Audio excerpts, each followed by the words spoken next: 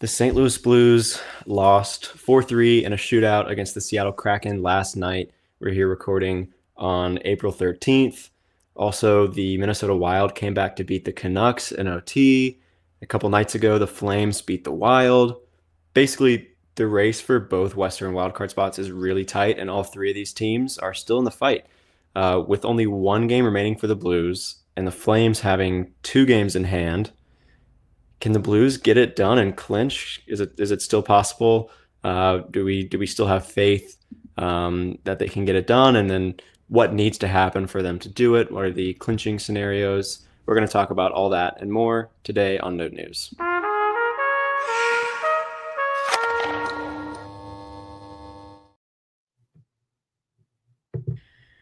Welcome into another episode of Note News. We're a St. Louis Blues podcast, and we go live twice a week. We talk all things Blues, and we do it from a fan perspective. So something you can't get everywhere. So if that sounds like something you're interested in, then we'd appreciate if you would like this video and especially subscribe to our YouTube channel. It's the best way to help us out.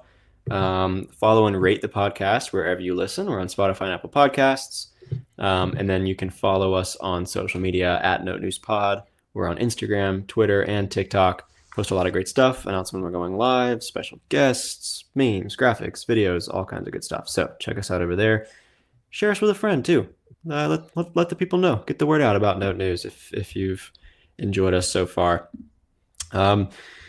Anyways, as I said at the top, kind of a disappointing result last night for the Blues. We're going to break that down and talk about clinching scenarios, some other related news today. But Alec, a bit of a bummer last night. There were like a couple bright spots in all of this. I feel like mainly Colton Parayko coming back and looking the same is probably the brightest spot in my mind. Second to getting at least 1 point in a game where maybe we shouldn't have. What was your take on this game last night, and any, like, I guess, where do you want to start this conversation here? Yeah. Apologies for everyone listening if my voice sounds a little shot today. It is just the nature of things, but a very frustrating game, to be sure. A game that the Blues could have won, or at least could have gone either way. And, here we are with at least 1 point. So part of me wants to be hopeful and, say that it's a good thing. At least they scrapped for that point. If this were the middle of the season, this would be a celebratory win. But it's not. And they're trying to make the playoffs. And, right now is when it really matters above everything else. So, yeah, a very conflicting game, a very contradictory game. I think overall, in terms of playoffs or no playoffs, not what I wanted to see, but I'm perhaps setting myself up for failure to be hurt. But I'm still hopeful about the playoff hopes. I believe we're still at an 80-something% chance per Money Puck. It's like 91 or something. Yeah, looking at it right now, but that's as of like late last night. I'm still hopeful. There's just so many scenarios where it does work out. It's just that the fact that there is at least some worlds where it doesn't now means that it is a little bit out of our hands, and that is scary. And I really hate that it could be out of our hands at this point. But I'm still going to be hopeful. Yeah, I think I'm hopeful too. It's like there's more scenarios where it works out than scenarios where it doesn't, and it is like we've talked about this in recent episodes. It's like it can't just be easy. Like it has to be stressful all the way to the end, like literally to the last St. Louis game. Blues season without it. It's very fitting for this team and this season, where just a couple of, I guess like a week ago, we were very, very hopeful and bullish on the playoff dreams and the playoff hopes. And like we both said, I think we still are like hopeful and leaning optimistic. It's just like um it's disappointing that that momentum and that like joy has been sucked out at all. Like they were so close. They have had a couple chances to kind of lock it down, and like with most of these, the case was they have like it has to go right in two ways. Like they need to win, and someone needs to lose, like that kind of thing. And so some of that is out of your control, but it feels like it doesn't just feel like it should be well within their control to get more than 1 point out of these past three games that they played. They lost last night to the Kraken in OT. They lost a game to the Oilers that should have gone to overtime. They couldn't just lock it down. And then they lost to the Winnipeg Jets, who are like the best in the West, and that's not, Looking like presidents. yeah, for sure. That's not they just clinched the Central Division for the first time in their history. Like that loss is, that's okay. The Oilers, you understand losing to the Oilers, but the way that they did in that game was disappointing. They had played like more solid defense and defended the net front for 20 more seconds. We could be having a different conversation today, but they couldn't get it done. And then last night had a lot of chances to close it out and get the extra point. Not only did they give up the game tying goal to send it to overtime, although that one was less like heartbreaking. They had a couple good chances in OT, couldn't get it done, and then a couple good chances in the shootout, couldn't get it done. And so we'll talk about all this in more detail here today. But why don't we start out with like sort of going in chronological order, because before the game yesterday, it was sort of like a surprise announcement. Colton Parayko returned to the lineup against Seattle. It was his first time back since like early March. He returned from a knee injury that he suffered against the Kings. He was having a career year offensively, and before he went down, and I think he went down. What was it, like right before the win streak started, and we were feeling pretty pretty low at that point, and they managed to go on this crazy run without him. And so I think that speaks to the overall resilience of this team.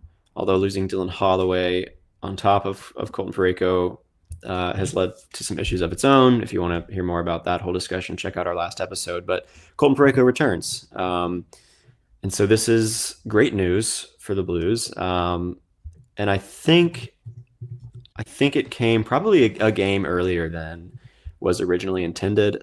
I think he was probably scheduled to return against Utah. But Philip Broberg missed yesterday's game due to personal reasons. I've seen some frustration with that, but I think if it wasn't something really important, he would not have missed that game. And I think he deserves a little bit of credit for what he's done for this team. And missing this one game is a hit on Philip Broberg's part. But like I said, I think you have to give him the benefit of the doubt. Like we don't really know what the situation is there. But anyways, I think his absence sort of in a lot of ways necessitated Parayko's return, and really he's been looking good for some time now, and has been practicing well and practicing hard. And so I think it was sort of playing it safe to have him return against Utah or maybe after that. But at this point, they need points, and so he came back. So Alec, how big is this for the Blues, and how did he look last night? And this can sort of carry us into our breakdown of the game. But starting with Parayko, what did you think, and what impact do you think he can have with one game remaining? So actually, I think this episode I'm gonna try and not be too negative, just because it kind of feels like it sucks right now. But this, not for this section. This Parayko being back was just insane. I mean, for him, he was having, like you said, a career year in goal scoring. Coming off of an injury and a lower body injury that can take some time to get back from. uh, and scores a game-tying goal in his first game back, makes it look easy after, having a career season at 31. Like, we are seeing an evolution in Parayko's game that I don't know that any of us thought possible. And it is definitely going to pay dividends, I think, into the future for the remainder of his contract. I think as a more defensive guy, um, there was never a question about him hanging around, but perhaps there was some nervousness about his value going into the later years of this contract, of whether or not he would still be able to be a first line guy as an entirely defensive defenseman. And it's not necessarily that his defense was going to just fall off, but just the overall value. Is that worth it for a pair D man? So I think Parayko heard the criticism and decided, all right, I'm just going to become one of the best goal scoring defensemen in the NHL. And he's done exactly that. And the way that he's scoring to me is really something I think that's repeatable, something that we could see into like next season and the season previous. He's playing a lot more aggressively. He's playing a lot more close to the net. He's getting activated more in rushes. And really, what I think he's been doing better than anything is he has been following rushes, so that if the rebound opportunity is there, Parayko's just in the right spot at the right time, and that does lead to more variance, because then you don't have another player back. That used to be Parayko's MO. He would always be the last man back. But now he's playing a little bit more risky, and it is absolutely paying off. So perhaps I think you could see his defense, overall defensive profile, like looking forward to next season. Maybe he won't be an entirely stalwart defensive defenseman every year, but I mean, if he's scoring like that was his 16th on the year. If he's scoring 10 plus goals, I don't really know that I care at all. Getting that from your 6'5", number one defenseman, that's absolutely something that I would take, especially given that his defense will still be good, just maybe not excellent. So yeah, I think Parayko scoring and just him showing up in the big moment is another really big question that was answered last night, in that if, now I'm not going to say that it's a given or anything, if the Blues make the playoffs, that I think we can expect some high level play from a guy like Colton Parayko too. And that's just another puzzle piece that can be part of a winning formula, that can be part of success in the playoffs. So actually, I think Parayko's return to the lineup and play last night is maybe getting understated a little bit, just because everything feels kind of sucky right now with the playoff discussion. But I want to give Parayko his flowers because he's just the man. Yeah, he really is the man. He's had such a good season, and like speaking to his contract value, like you mentioned, he's being paid what, 6.5 million. Well, this year he's playing like 7.5 million, like per the Athletics model. He's outperforming. He's got a surplus value of like $1 million this season, and he's doing it on both sides of the puck. Like as you said, he's always been the defensive guy with a little bit of an offensive edge, but this year he's really unlocked it. And I think where we've seen that come, like the exception of this season has been the goal scoring, and I think you have to credit.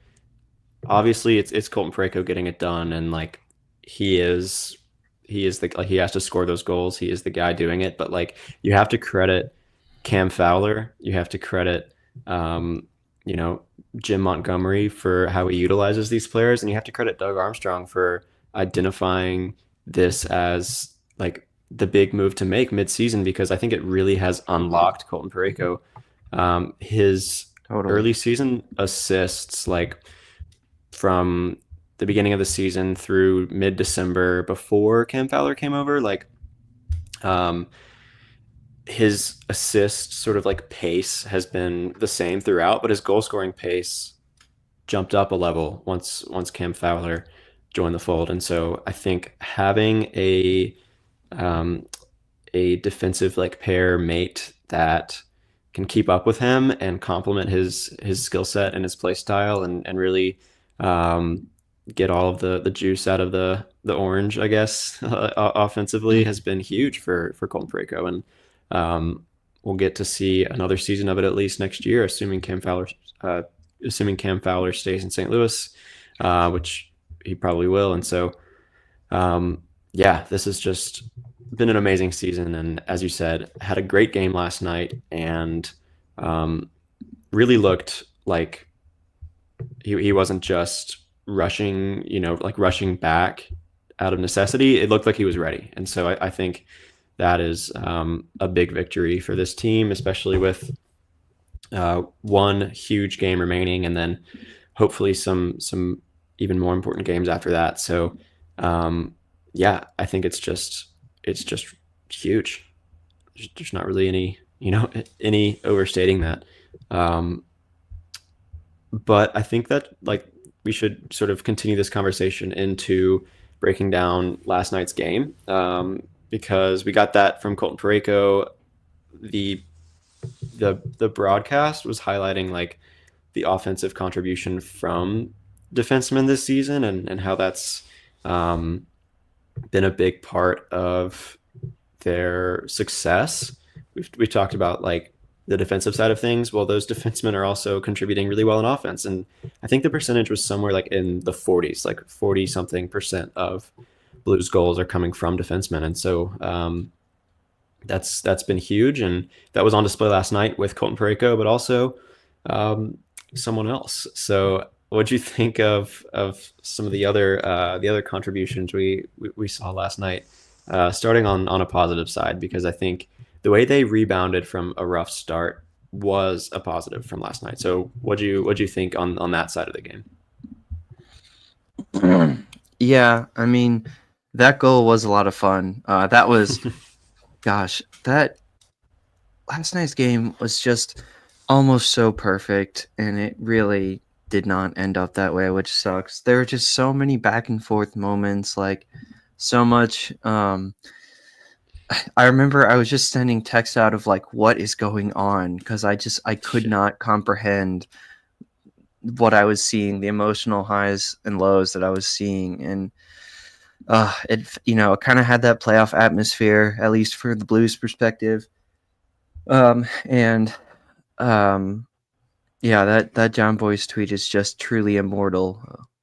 Of well, anyways, so yeah, the defensemen have absolutely been stepping up. I do still want to. I generally give the credit here to Montgomery, and I'm sorry that I am going to continue to do that, but also like credit to these guys for bearing the chances for sure.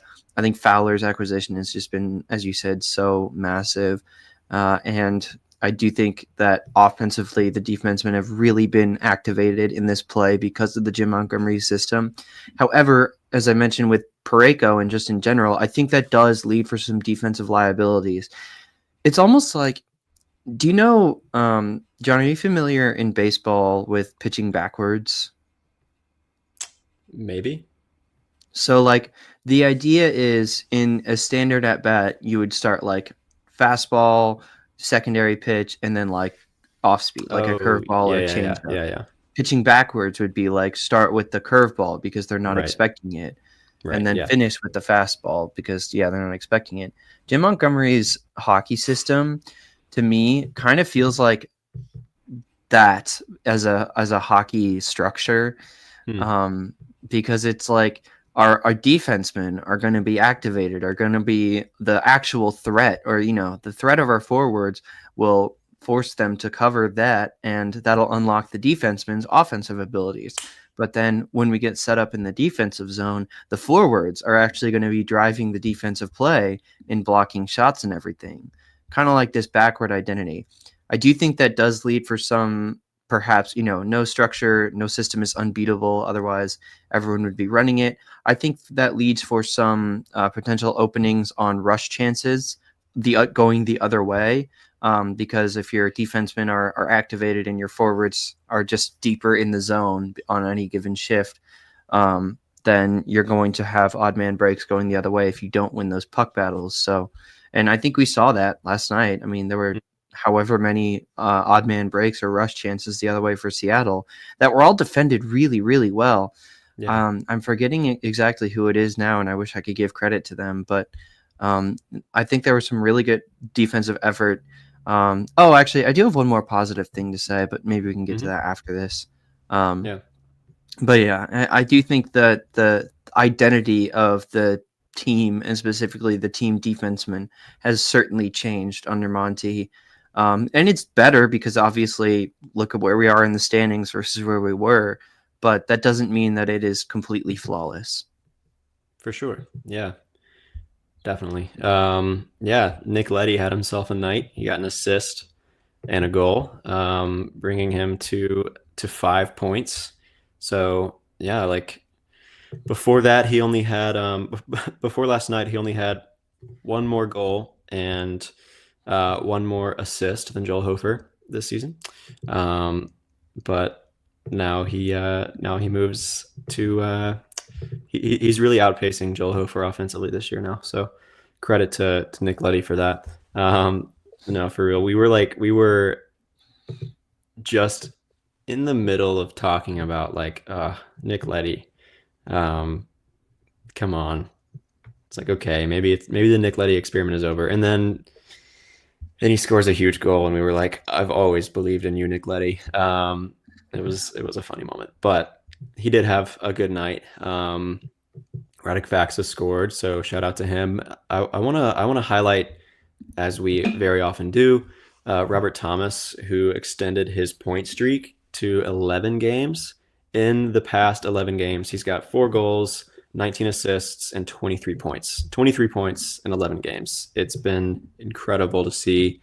Um, he's just a fantastic player. I like this is a very limited sample size. I just think this is funny. His 82 game average from this 11 games, 142 assists, 171 points. It's just really funny.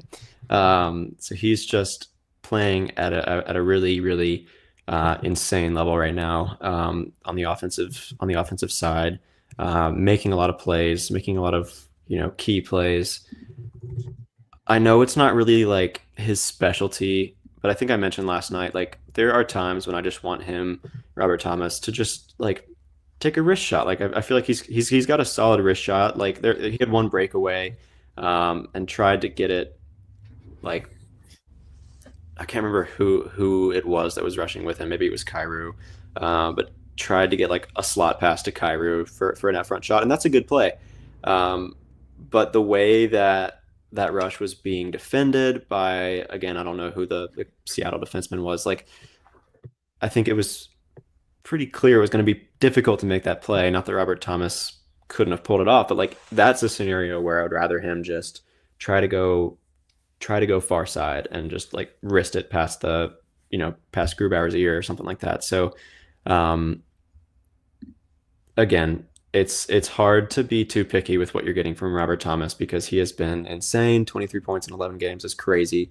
Um, that's just one thing. Speaking more broadly, more generally, there are times when I would like him to just try it. Try it because he's got a good shot. Anyways, any other like positives that you want to take away? I do think Jordan Binnington had a pretty solid game. I don't think he's to blame at all for that. Like he had some really big saves and big moments and moments, especially early on. Net front defense has been an issue for a couple games now for the Blues, and I think early on they were early on in last night's game, those struggles were continuing, and they weren't really defending in high danger areas very well. And I think Jordan Binnington came up big with some big saves. He continued to have them throughout the game and even into the shootout. Was really, tending the net very well in a high pressure situation. But anything to add on Binnington or Robert Thomas or really anyone else? Because this game, I think there were a lot of positives and negatives in this one. But anything else to highlight on the positive side? Yeah. Can you still hear me? I think I just Yeah. bumped my mic. Okay. Sorry about the auditory interference there for those listening. Yeah, I actually have a really big positive to give out. I am also whereas I gave Pareko his flowers, I am so ready to give Zach Bolduc his flowers. He Yeah. has just been unbelievable this season. Like honestly, close enough. Welcome back, Vladimir Tarasenko. Like, is that not the style of player that we're getting? I mean, really good at drawing penalties, elite shot. Maybe it doesn't have as much the speed that Tarasenko does, but underratedly good. Tarasenko had underratedly good defense in his prime, which fell off very quickly. But Bolduc is a great defender, so it's not a 1-to-1 Hmm. comparison, but Yeah. close enough. I mean, he's like, and he's so hot too. You definitely see him playing with that confidence, and a Bolduc with confidence might be in any given game like our third best skater on the team. Like, is that crazy to say? I don't know. I think Bolduc There are has times, really yeah. been awesome. I think Bolduc has really been awesome this year in being part of that scrappy fighter mentality. And without his offensive profile, I think he provides something that this team doesn't have or didn't Mm. have before him. Whereas a lot of these other guys, Kairu and Holloway, Shen and Sunquist, etc., all have very complementary skill sets. I think Zach Bolduc really provides that sniper aspect that we just did not have, that we were looking for so long. And we'll see what Jimmy Snuggerud can become too. But I think Bolduc playing with that confidence and really getting eased into the NHL as he did. Somehow I also brought this back to the front office, but credit to the coaching staff in the front office for doing this the right way. Because I mean, I know we talk about it all the time of at least in personal conversations of the Cardinals and some say ruining their prospects development or whatever. The Blues like know exactly how to develop talent, even if it's sometimes frustrating, if it involves a Jimmy Snuggerud going back to Minnesota, which was his decision, but regardless, or if it's getting Zach Bolduc like slowly easing him into the NHL. It's exactly what they did, and it worked out, I think, in the best possible outcome because he never lost his confidence. He was never asked to do too much, and by the time that now he's getting the full workload, he's ready because he's faced every situation, and he knows what he's good at doing, which is play defense and finish chances. So yeah, I want to highlight Zach Bolduc. I think he had an awesome game, and I think he is going to be like one of. I think this season for me, Zach Bolduc went from like that trade piece that'll suck to give up to get like a elite talent to now I think he might be approaching untouchable status because at his age, at his like what he's getting paid, like I Hmm. seriously believe that he is going to be our next Tarasenko. Um, Mm. that's how high I am on Bolduc after this season. I really think that this core developing that we're witnessing at the end of this season really feels like that 2012 window of when all the like at least modern blues of my lifetime were coming up. This season feels like the opening of the next window of the next great blues team, and Zach Bolduc is definitely part of that team. Yeah. Yeah, just echoing everything you said. I mean, this is a player that we were frustrated he wasn't getting the playing time that like reflected the value he was bringing to the ice. But he hasn't seen less than 10 minutes um, in a game on the ice since like early February, and really this is sort of like I'm not saying he's the reason for the hot streak by any means, but like that sort of coincides when they with that coincides with when they sort of got their act together and started winning more consistently. So, um, yeah, he's just been he's been a player who I liked. I've really enjoyed highlighting these guys this season, but he's one where his value is coming on both ends and pretty equally so. Um, but yeah, surprisingly, like a lot more solid on defense than I would have expected for such a young player. And um, just to point out his sort of like calculated market value relative to what he's being paid. He's being paid $900,000, and it's like give or take a little, and he's playing like a $5.5 million player, so he's just like way outperforming what he's being paid. And I agree. I think he is probably part of the young core that you're building. And for so long, like this season, we've just been talking about Dvorsky, Snuggerud when they come up and figure it out.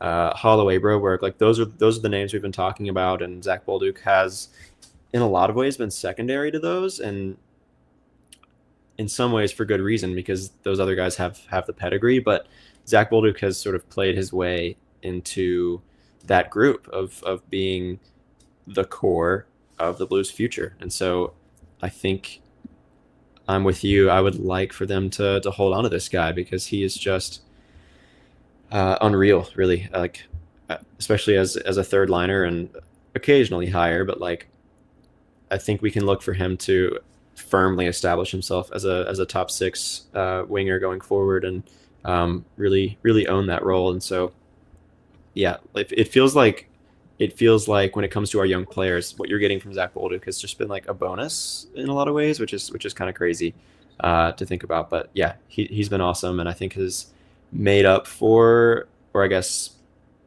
helped account for the losses or underperformances of other players, like Colton Parayko being injured, Buchnevich having a down year, or whoever else. Like he feels like a guy that's responsible for keeping this team afloat in a lot of ways. And so I've just loved what I've seen from him more and more and more all year. I feel like in comparison, the natural comparison is with Dvorsky and Snuggerud, because we've been talking about them, the princes who were promised to save this Blues franchise. But just watching them in the NHL, like Bolduc just looks so much more confident and sped up to NHL game speed, versus like Dvorsky looked like he's definitely still a little bit off, a little bit of a ways away before he gets there. And I think Snuggerud, the jury's still kind of out. He's had some good games and some not so good games, but it's one thing to talk about pedigree, but in terms of results of who can actually go out and do it, honestly, I would put Bolduc ahead of those two. I think at this point, like projecting NHL careers forward, I really, really like Zach Bolduc's chances. So, yeah, shout out to him. And also, now switching subjects really quick, going back to our defensive talk and respond, Colin in the chat. Well, I'd just also one take. last thing. One last thing. Sure. He just turned 22. Like that's the crazy part to me. He just turned 22 years old, and like you said, Yeah, we know sort of now like what he can be, and there's probably some more growth projected in his future. And so like the known yeah. and the projection off of the known is in a lot of ways like more safe and more valuable than what we've seen from Snuggerud and Dvorsky. Not saying that those guys won't outplay that eventually, but like I agree, Bolduc should be mentioned in the same breath. But yeah, And because he has also been getting more ice time too, I think you would expect that role to translate to an upper line level, which I expect him to get next season. Next season, I expect him to be a top six player, not a middle six player. yeah, The other thing is, like, I don't see this as like a Jake Neighbors, who was awesome and so much fun last season, but we all kind of knew he was a one-trick pony. Bolduc, especially given like his defense, like has an identity of like a real NHL skater and like a real player. Like, yeah. it could be a future Jersey guy for me. We'll see. Ooh, I wouldn't hate it. You were about to make another point, I think, on some defensemen. Oh yeah. So Colin in the chat asked, who do you think in the playoffs, if we get there, gets the nod? Tucker, Leddy. I agree with what you said. I think Tucker's the right play. Leddy, scored a goal, but was having a pretty bad game outside of that. And I think Leddy can be more the change of pace if you need to switch something up, which honestly, if you need to switch something up, means you're already down. And if you're down, you're throwing Nick Leddy in. It probably would not feel good. But I think Tucker's just been so excellent this year as a third pair defenseman. And I absolutely am taking Tucker and Suter over Leddy. yeah, it just feels like we've talked, especially last week, or I guess on our last episode, about like the importance of the roles that these players are playing and like the structure that they've built and that kind of thing, just how important that has been to the success they're seeing, with the win streak, and a little like it started a little bit before the win streak. And so I think Suter Tucker, like that just feels like one you can write down and pin on the third pair and feel good about it. um, and so at least with how they're playing right now. And so um, I agree. It feels like Letty was only getting so much playing time. This is the only reason he was getting so much playing time, because Pareko was out. But I think, yeah, like I am taking Tucker right now, just because I don't know. Like Letty's just, yeah, I don't think he's got it this year. So yeah, that's note news. Enough positive talk. Yeah, note news. Thumbs up on Tyler Tucker. Enough positive talk. What were some of your more negative takeaways from this game against Seattle? And we can sort of include the previous two games in this conversation as well.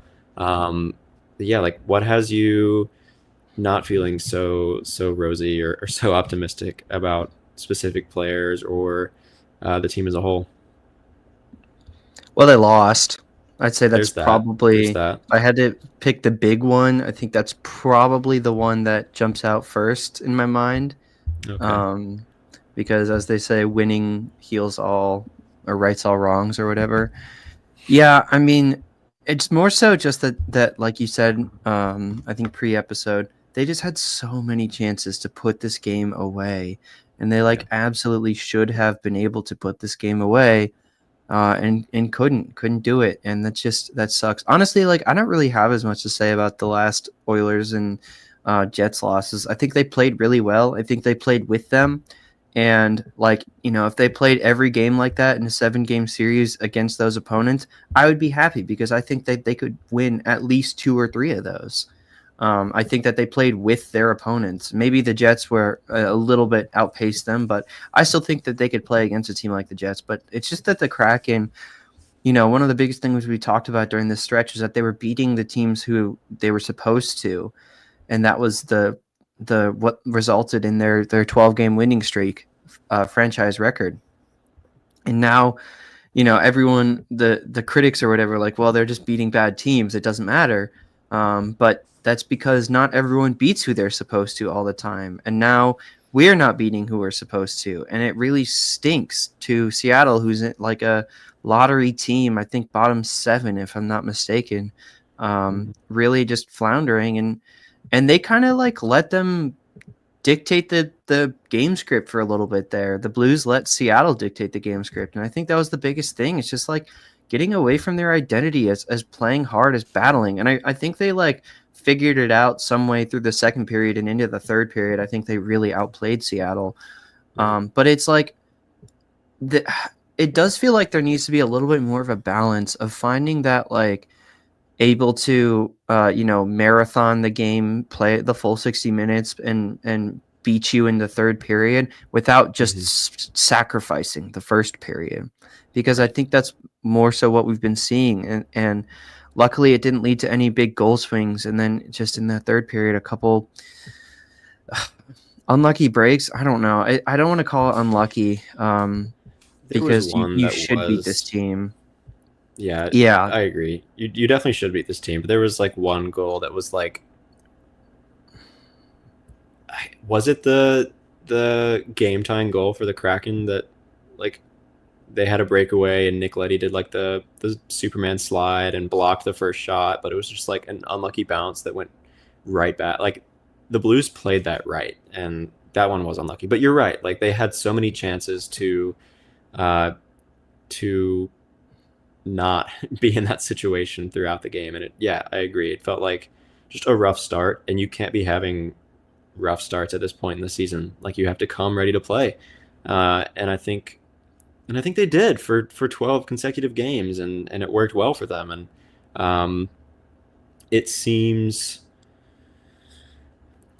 it's frustrating that the loss of one player, and I'm not saying this is the only reason why they're struggling, but I think this is what marked the start of it. It's frustrating that the loss of one player, however important he may be, um, leads to the team performing like this and just seemingly being unprepared for their opponents. And I feel like that's the biggest thing. It was a rough start, and I agree they rebounded nicely. And one thing that I think they have done well, and we've seen this a few times this season, is um, it's almost like a positive feedback loop offensively. When they score, it's like watch out because they can score again like 10 seconds later. That's what they did last night, and they have done a few times. But at the same time, it feels like they can also give one up the other way pretty quickly after scoring, and I feel like that's what happened as well. But yeah, I already mentioned Yeah.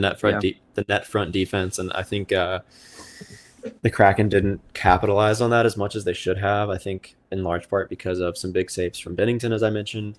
But I also want to just mention like the offensive zone entries just didn't look clean to begin with, and it felt like the Kraken were defending the neutral zone really well, and just kind of like smothering plays as the Blues were entering the offensive zone.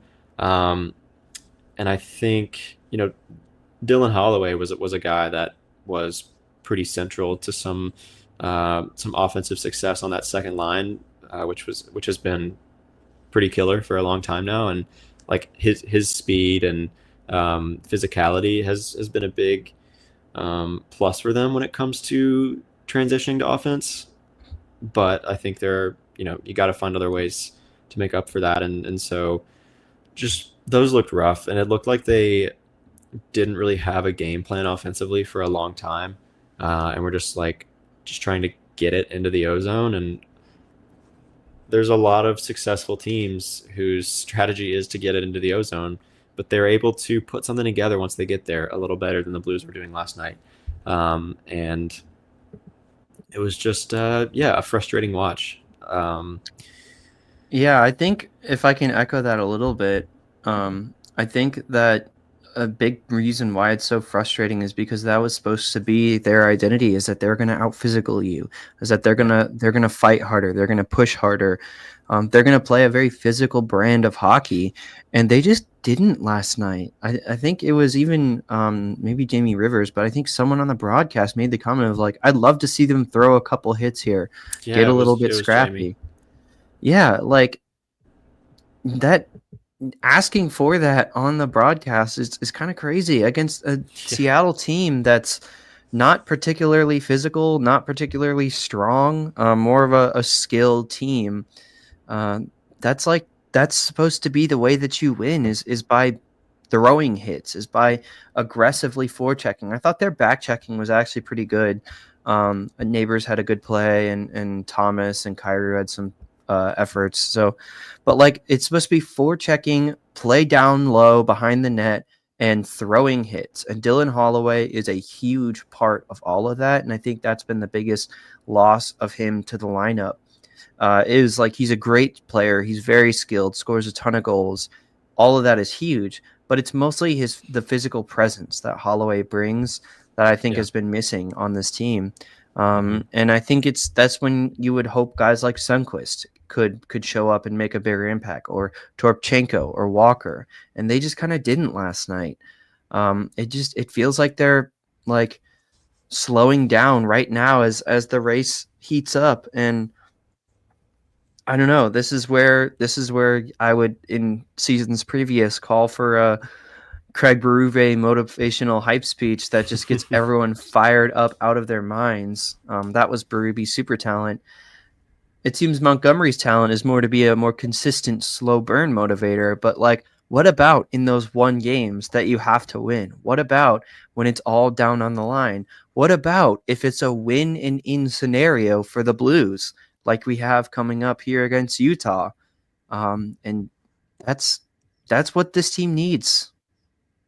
Yeah, agreed. Um, yeah, totally agree. And like we have talked about at length Like I don't think we are knocking Jim Montgomery for his ability to motivate this team because, as you said, I feel like his more consistent, like consistency style approach has been pretty central to their success in the last 2 months or so, and in a lot of ways, the win streak was because of him. But yeah, I agree. Like, I am very eager, very curious to see how they respond to a rough loss with one game left. Right, this is their last chance to like for them to do it themselves. Otherwise, you are waiting and counting games of other teams, and that's not a position that anyone wants to be in. That's not a position that any competitors want to be in. And when it comes to trying to get a little bit of momentum before the playoffs, like the position you want to be in is winning in, right? You don't want to be, you know, passively waiting for the results of another team. We'll talk about clinching scenarios here in a second, but first I do want to talk about OT and the shootout. For what it's worth, I feel like they looked fine in OT. Like they were protecting the puck really well. Maybe they could have been a little more aggressive, but they had a lot of possession for a lot of the overtime period. I think they moved it really well, and I think we've seen all season long that they've been a pretty solid team in overtime, and I don't think the fact that they couldn't get it done is what I'm frustrated with as much as having five chances to close it out in the shootout and failing all five times you know and then losing it. So, do you have any thoughts on OT or the shootout? Like, shootouts are weird, and there's not much like you can do about the result there, but it just felt like they should have been able to get it done against Philip Grubauer of all goalies too. Yeah, for real. Having Grubauer lock in and shut it down like that really hurts more than I think anything else. Yeah, But I, I agree with you that the OT play was pretty good. That's something that for whatever reason this team is just weirdly good at. Um, yeah, I think. Excuse me. Definitely, I think that the shootout you would like to see some of those chances converted, but yeah, I mean, they did everything like they did it the right way. Like, yeah, I don't know. I don't think there were a ton of like bad efforts. And honestly, I think Bennington was really good in the shootout. Some huge stops on yeah. I think it was Chandler Stevenson.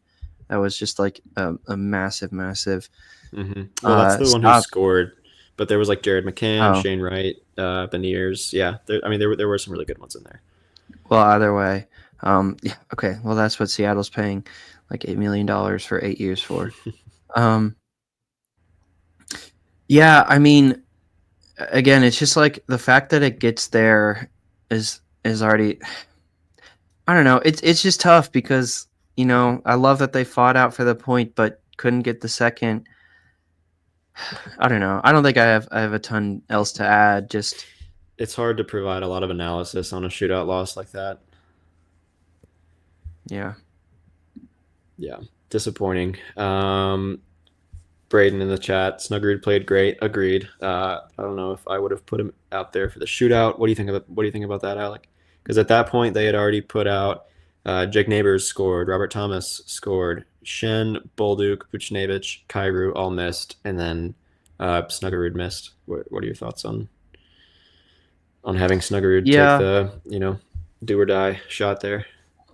right. It's just that in the pressure, I don't know. I would have rather had Snuggerud shoot before, and Yeah, maybe instead of like a Butcher or Shen, and then honestly, like if you could have put back out like Thomas or Shen or Kairu, I think I would have liked that yeah.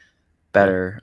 It'd be funny if Pareko had shot, but Put Suter out there. yeah, right. Um, Binner. Yeah, Um, anyways, getting off track. Yeah, it's just I agree. It's the timing of when they put out yeah. Snuggerud that sucks. I would have liked to see Snuggerud like as the fourth shooter probably. Yeah. Yeah, I think I agree. I don't hate that they used him. Yeah, but the timing felt like a little bit too much pressure for someone who just got here. Anyways, why don't we pivot here to talk about this final game and some scenarios, some clinching scenarios because there are a lot of ways this can play out. So the Blues only have one game remaining. The Wild only have one game remaining. The Flames have three games remaining. So the Blues play Utah. So annoying. Yeah, this is it is so like um, I guess I could have looked ahead earlier and seen this coming. Just the Flames having like what, two games after the Blues wrap up their season. It's just like been so frustrating to see like four games in hand for months, and it's like, yeah, the Blues are doing really well, but there's this other thing. So that has been really frustrating. The Blues play They play Utah. tonight. Yes, so the Blues will play Utah on Tuesday, and then yeah, so the Flames, their final games are against the Sharks tonight, and then who are the other two? I think it's Vegas and then the Kings are their final two games, and so some pretty tough matchups. But just to run through some of the scenarios here, if the Flames lose in regulation tonight, the Blues are headed to the playoffs. Like that'll get it done. If the Blues win in regulation against Utah, that's playoffs. If the Blues win in overtime or the shootout, the Flames would need to go 3-0 with all regulation wins. If they lose a game or one goes to overtime in that scenario, then the Blues would go to the playoffs. If the Blues lose in overtime or the shootout against Utah, the Flames would need to go 3-0, regulation win or not. And then if the Blues lose in regulation, the Flames would need to go 2-0. Regulation wins don't matter. So that's a lot of scenarios here, but basically, unless the Flames lose in regulation tonight or the Blues win in regulation, it's going to take some kind of like yes and right. So it's like um, those are some of the I think the full scenarios there, but um, is there? I don't think there's like all of the like clinching scenarios that I have researched and found just have to do with the Blues and the Flames.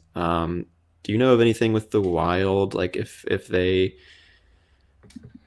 I th- um, lose and the Blues win or something like that? I guess if the um Blues win in regulation, it doesn't matter because they're in anyway. But anyways, those are some of the scenarios. Where do you yeah, I want mean the to? Wild haven't officially clinched yet, but I think Yeah, registering a point of any kind because they have tiebreakers over both teams, and they're in. So yeah. Well, so where do you want to start this conversation about clinching and our thoughts on the remaining games? I think I mean, we could just go in chronological order. Like the Blues or the Flames play the Sharks tonight. I have never been a bigger Sharks fan than I am right now. Um, Macklin Celebrini, have yourself another 5 point night. Get it done in regulation, and I will, you know, I'll be a fan of Celebrini forever. But yeah, like yeah, it's kind of a tall order asking the Sharks to do this in regulation. But I feel like the Flames. Let me knock on wood here because they're hot on our tail right now. But like I feel like they. I mean, we talked about this last week. Like they are a team who, um, like the foundation that their success is built on, while solid, isn't isn't very multifaceted. I'll say it's like relying really heavily on a really good goalie, who admittedly has played really well, and he's on the team and like is part of the success. But they're not a very offensively minded team, and so I mean, it seems like the type of win the Sharks could, the type of opponent the Sharks could beat potentially if they had a good night. I don't know. Like what are your thoughts on Flames Sharks? Can't Well, believe I that mean, I care so much about the outcome of a Flames Sharks game. that's good. Yeah, I definitely am pulling super hard for my second favorite team in the Western Conference. Need my Sharks to do it. They've been a lot of fun this year. And I actually I don't totally hate their ability to do so. Hmm. They're a bad team. Let's not be mistaken about that. But I would say they're offensively much more capable than they were last year for sure, and then a lot of bad teams are. They actually are only 3 goals scored less than the Flames on the season. That's how boring the Calgary Flames are as a team. It's just that they have allowed the most goals in the NHL by like 30. So, um, but they have had some better goalie performances as of late, and I think the biggest thing for San Jose again is just like being able to offensively create some sort of they play like crazy hockey. They play like hair on fire hockey, where it's just Toffoli, Celebrini, Smith, um, go do your thing and keep creating chances, and then maybe we'll get like a rebound that's nice, or Smith or Celebrini will just make an insane play that'll put them ahead. And like I really like their ability to hang with the Flames forward core, as you said. So like I don't think this is a waltz away with a win type game for the Flames, especially when all the pressure is on for them. I'm pretty sure they're playing in San Jose. Like It's this at is Calgary. okay. Well, I was wrong about that, but that just means that the pressure in the building is going to be that much higher. Yeah. I don't think that this is like a guaranteed win for the Flames here, and obviously they are going to be feeling all of the pressure in the world. How does a young goaltender like Dustin Wolf respond to that? Versus San Jose gets its first real chance to play spoiler and make a name for itself in the Western Conference. In one way Yeah. or another. Again, they're still a very bad team, but I don't know. I'm gonna watch this game, and I kind of believe in my Sharks here. I think it's kind of funny that we're getting like the St. Louis plus San Jose Blue Western Conference teams versus the Alberta Canadian teams rivalry going on. But Hmm. Yeah, it's true. I mean, yeah, I've never been rooting for the Sharks harder, but also they are currently on an 8 game losing streak, which is rough. But the best game that they like their last best game, I guess, was against Calgary on April 7th, so almost a week ago. They lost 3-2 in that one, so it's like they were very much in that game. Um, and so yeah, I'm just hoping that they can get it done, obviously, but admittedly, not feeling great about it. Other scenarios, like we don't really have to exhaust this side of the conversation because I do want us to talk more about this final game against Utah. Um, just just the Flames having a tough couple matchups to close out the season. They've got Vegas and then LA, and so in those scenarios where they like need to win all three or two of the three, like I think I think you as a Blues fan, we can't really be asking for um, much better divisional matchups for them here at the end of the season, and so like I don't think we need to really exhaust that point there. Just Vegas, LA, tough matchups, and very well within the realm of possibility that the Flames lose one or two of those. Um, Anything to add on those before we talk about St. Louis, Utah? no, I don't think so. Well, let's talk about St. Louis, Utah. This is the final game of the season.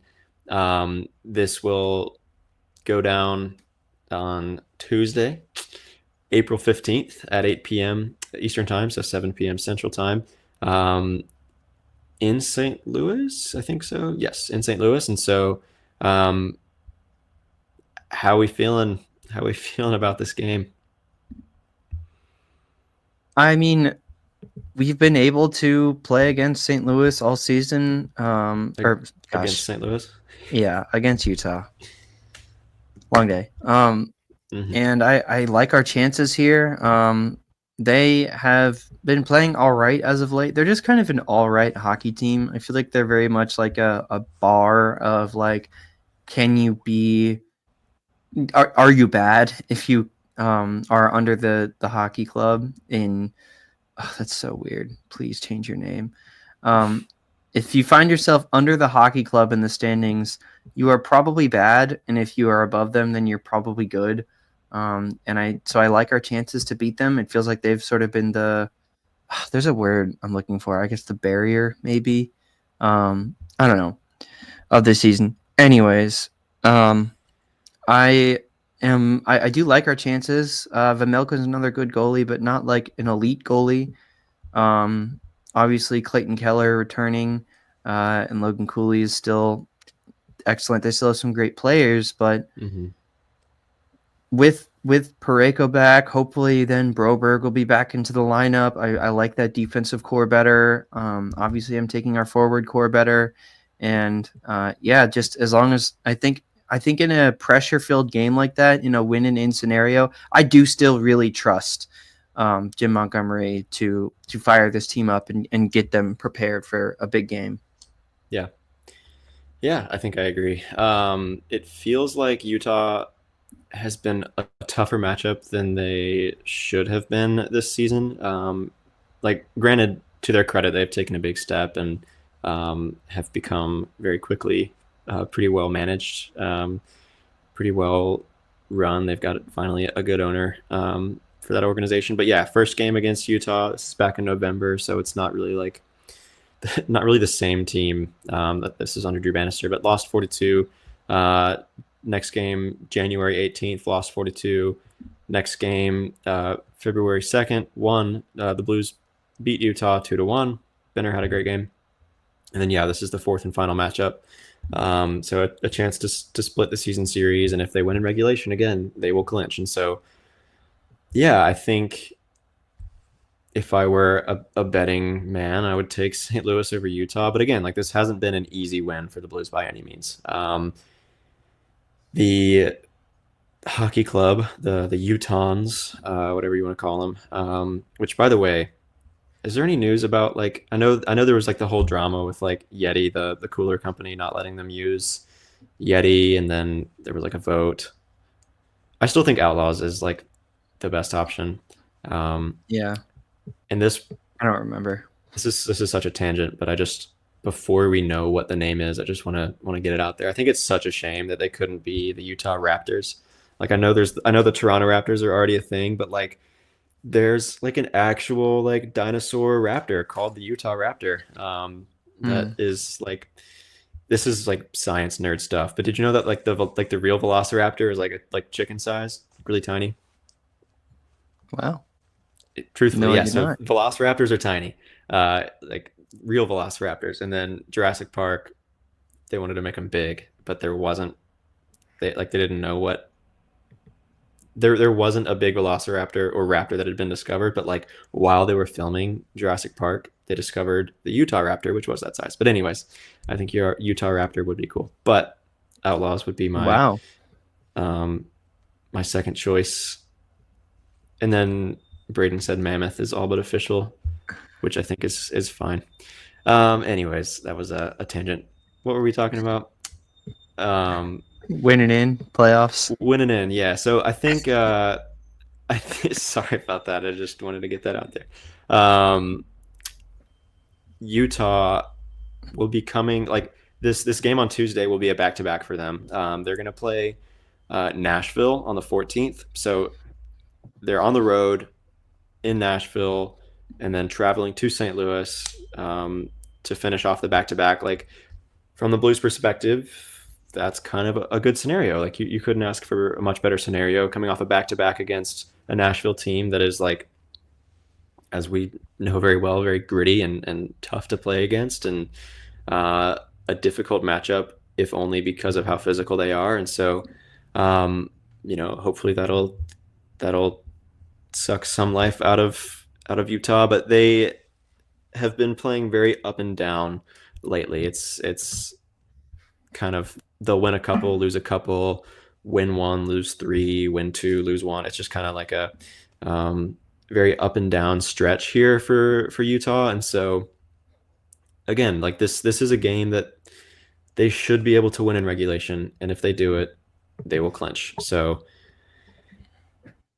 goodness gracious, please just get it done. And then yeah, if Broberg can slot back into the lineup, that would be huge. Stabilize that defensive core at a time when the forward core seems to be kind of searching for something a little bit at times. So anything like any players or I don't know, like special teams units or anything like that, like anything that you have your eye on or like are especially counting on or want to see show up here, because obviously Bennington's going to get the start, and in high pressure situations I think we can expect him to show up, and he's earned that level of trust, so I think for sure he gets the start. Just talked about the defensive core, but yeah, anything you want to highlight or anything that you're sort of keeping an eye on for this game? For sure. I think one will be the return of Broberg, ideally. It said that he took off for personal reasons, so the thought Mhm. would be that he should be able to play next game, especially Yeah. because they have a bit of a break, um, extended break until then. So that's one thing I would be watching for. Second, which is a lot more unlikely, would be his offer sheet partner in Holloway. If he can get a return back before the playoffs, that would be huge. Hmm. But no news on that right now. Seems kind of unlikely. Although that would be awesome. Um, and then I think, yeah, like you said, Bennington is the other wild card. And then I think one of Thomas, Cairo, probably Thomas or Cairo has to have a great game, and they've had great regular seasons. I mean, probably their two best career years each, I think, and are showing no signs of slowing down either. Um, and like this is you can't be the team's best player and then not show up in their best moments. So honestly, like I'm going chalk here, but this is a chalk game, I think, where you just need the game script to be simple.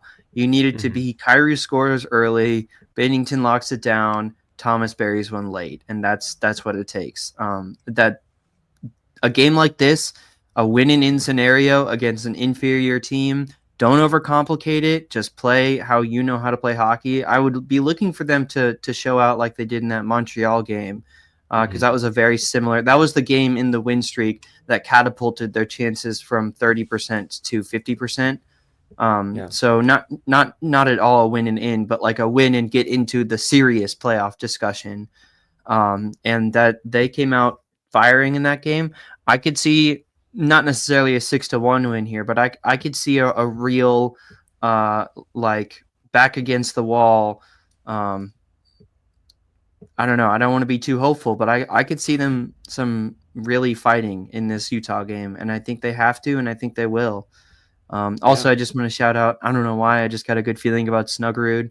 Feels like he's been playing so well to not get points, and Yeah. there's only one game left. So I think the pendulum's going to swing back the other way. I think we could see a Snuggerud potentially multi-point night. Okay. Hopefully he'll score his first goal in this final I think game. he will. I think he All will. right. You heard it here first. Yeah, agree with all of that. And so it's go time. And I think if you want to have like any chance of right, like assuming that whatever happens, they do make the playoffs, right? If that's this one of the scenarios that plays out, like they kind of need they kind of need the scenario to be a win here just to get some momentum together, like showing up when your back is against the wall.